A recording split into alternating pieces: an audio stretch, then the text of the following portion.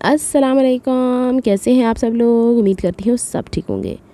Video पसंद आएगी तो वीडियो को लाइक कर लीजिएगा, चैनल पे न्यू है तो चैनल को सब्सक्राइब कर लीजिएगा। आज हम लोगों ने क्लीन करना था अपने स्टोर को, यहाँ से सामान निकालना था, कबर्ड को वहाँ शिफ्ट करना था। तो स्कूल से आने के बाद हम लोगों ने सबसे पहले तोतों को इंगेज किया है खाने पीने में, क्योंकि जब भी हम शिफ्टिंग करते हैं पहले तो ये घबराते हैं, उड़ते हैं इधर उधर, फिर ये ना हो ना कोई चीज़ बाहर उठा के रखें तो तोते उसके नीचे आ जाए। यहाँ पे मेरे स्टोर के अंदर जो एक चूहा है, वो चूहा जाके कभी तोतों के साथ भी बैठ जाता है, हत्थे नहीं चढ़ता, और उनका जो होता है ना बाजरा वगैरह वो खा लेता है। तोते उससे चीखे मार के डरते हैं। और दूसरी चीज़ ये कि मेरे स्टोर में जो स्टेशनरी कागज़ है स्पेशली उसको कुतरता रहता है। कबर्ड के बारे में मैं आज आपको बता रही हूँ डिटेल्स, और बैक से यही वो मेन चीज़ है। देखें, आपको लाइनें लाइनें भी नज़र आ रही हैं, बारिश में भीगी है, थोड़ा सा फ़र्क पड़ा है। लेकिन अब मैं सोच रही हूँ, देखें अब पेमेंट तो पूरी ले गए कारपेंटर, आते हैं कि नहीं आते। मेन चीज़ यही होती है, जब पेमेंट पूरी हो जाती है तो सिकोन तैसी कौन वाली सिचुएशन हो जाती है। और यहाँ पे हम लोगों ने स्टोर की करनी थी सफाई। पहले हमने झाड़ू लगाई, और साइड में ये वाला जो पूरी पट्टी हमारे घर की है ना, इसकी टाइलें सीलन छोड़ती हैं। तो अब हम लोगों ने यहाँ पे डिटोल का जो सरफेस क्लीनर है ना, लेवेंडर वाला, उसको पानी में मिक्स किया हुआ था और मिक्स करके रखा हुआ है। मैंने उनसे कहा जहाँ जहाँ ज़रूरत हो वहाँ वहाँ सफाई किया करो। तो पहले हम पोछा लगाएंगे। पोछा क्या लगाना, पूंडी ये बाहर से जूते पहन के आया था, बारिश तो आपको पता हुई हुई है, तो इसको पता नहीं था पीनों को, तो ये वो पहन के तो लगाई जा रही है। पाँव पीछे पीछे सारे हंस रहे थे कि आगे से सफाई कर रही हो और पीछे पीछे गंद मच रहा है। फिर जी इसके बाद हम लोगों ने जूते चेंज करवाए और दोबारा से एक दफ़ा और सफाई हो गई यहाँ पे। अब बारी आ रही थी कि साइडों से ये जो रेड रेड कुछ नज़र आ रहा है, ऐसे लग रहा है जैसे टाइल्स को जंग लग गया हुआ है, उसको हम किस तरीके से क्लीन करें। तो हम लोगों ने बड़ा ही कोई इन्जॉय किया इन मोमेंट्स को। स्कूल के आजकल बच्चों के, मेरे जो घर के बच्चे हैं उनके फर्स्ट टर्म एग्ज़ाम हो गए थे, तो वेले थे, तो हम लोगों ने मिल के ये कारनामे शुरू किए। यहाँ पे मैं आ गई थी, इसकी नोज़ल खोलने के बाद ये जो टाइल क्लीनर है इसको मैंने फेंका इस जगह पे कि ये कॉर्नर्स तो एटलीस्ट साफ़ हो, क्योंकि इसकी सीलन, क्योंकि यहाँ पे टेबल पड़ा हुआ था और टेबल हर दफ़ा तो नहीं ना निकलता, और अभी भी हमने यहाँ पे टेबल ही रखना है, तो एक दफ़ा भरपूर सफाई कर देते हैं, फिर 2-3 महीने बाद चीज़ें निकाल के फिर सफाई कर देंगे, ऐसा ही चलता है। यहाँ पे मैंने ज़्यादा मिकदार में फेंका है, क्योंकि टाइल के ऊपर ही ऐसे जैसे नमक नमक सा नहीं चिपक जाता, सख्त हो जाता है, वैसे वैसे कुछ था। तो कुछ बहनों ने कहा था टाइल क्लीनर, वॉशरूम की जो मेरी टाइल्स है ना वो बहुत ज़्यादा डार्क ब्राउन है, तो उसमें नहीं आपको पता चलना कि ये प्रॉपरली क्लीन होती हैं कि नहीं। यहाँ पे आपको पता चल जाएगा। देखें, अगर कोई मैं और चीज़ क्लीन करके दिखा रही होती, डब्बा में चेंज करके दिखा देती। अब मैं रूम तो नहीं ना चेंज करके आपको दिखाऊंगी कि भाई बिफ़ोर एंड आफ्टर रिजल्ट्स हो जाता है कभी भी ऐसा भी, और बहुत दफ़ा होता है। तो यहाँ पे हम लोगों ने सारी सफाई कंप्लीट कर ली थी। अब मसला ये था कि अलमारी मैंने कमरे के अंदर फिट क्या छोटी सी तो अलमारी रखवानी थी, फिक्स कर दी थी, यानी रख दी थी, सेट कर दी थी, लेकिन मैं सेटिस्फाइड नहीं थी। मुझे लगता था कि अलमारी जो है ना, कभी कभी हम अलमारी के ऊपर भी सामान थोड़ा बहुत रख देते हैं, तो मैं उससे मुतमईन नहीं थी।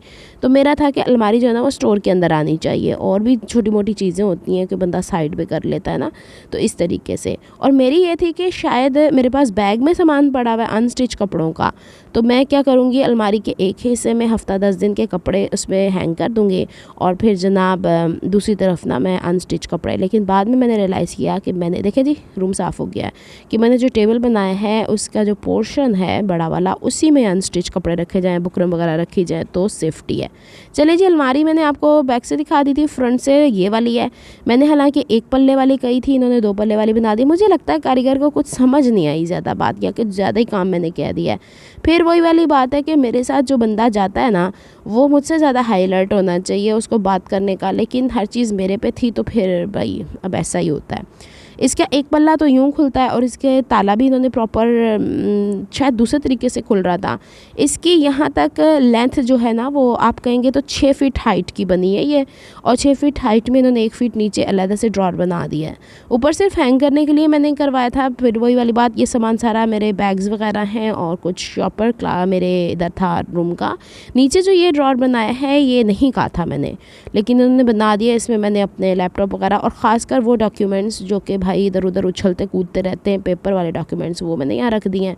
और यहाँ पे जो शर्ट टंगी जा सकती है तो समझें 38 से 40 इंच की कुर्ती जो है ना वो वाली कुर्ती, लेकिन ये जो मैंने हैंग की हुई है येलो वाली ये 50 इंच की है, ये नहीं टंगी जा सकती और टांगी जा सकती। और चौड़ाई इसकी तकरीबन 35 इंच के करीब बनी है। ठीक है, इस तरह की चौड़ाई। और डेप्थ अंदर की तरफ तो उतनी होती है, वो तो उसको पता होता है कि कितनी चौड़ी बनानी है इसकी डेप्थ जो अंदर की तरफ। और यहाँ पे कब्ज़ों की जगह ये वाले लंबे लंबे कब्ज़े लगाए हुए थे और चुटकनी इस तरफ भी लगाई हुई है, ऊपर भी लगाई हुई है इस वाले डोर की। मैंने मिनी माइनी इसलिए बनाया था कि मेरा सामान इसमें पूरा आ जाएगा। और फिर दूसरा पता क्या, आपको रेंटेड हाउस के अंदर आप बड़े हैवी फर्नीचर नहीं बना सकते हो। दूसरी दीवार में मैं इसलिए नहीं लगा रही थी कि वहाँ बैक पे सीलन थी, लेकिन इस दीवार को एडजस्ट करने के बाद जनाब दूसरा टेबल जो टुटम फुटम चुंदम चंदम सा है वो नहीं आ रहा था। यहाँ पे हम लोग मजाक कर कर के हंसी जा रहे थे। अलमारी को 3 दफ़ा हमने स्टोर थोड़ा सा ऊंचा है, हल्का सा ना स्लोप सा बना हुआ है। तो अब बच्चे मेरे साथ लगे हुए एक जैसी अक्ल के हम सारे के सारे। तो जी ये टेबल जो है ना ये मैंने बच्चों के कमरे से निकलवाया है, जो मेरे कमरे से निकला काफ़ी चौड़ा था, मुझे ये चाहिए था।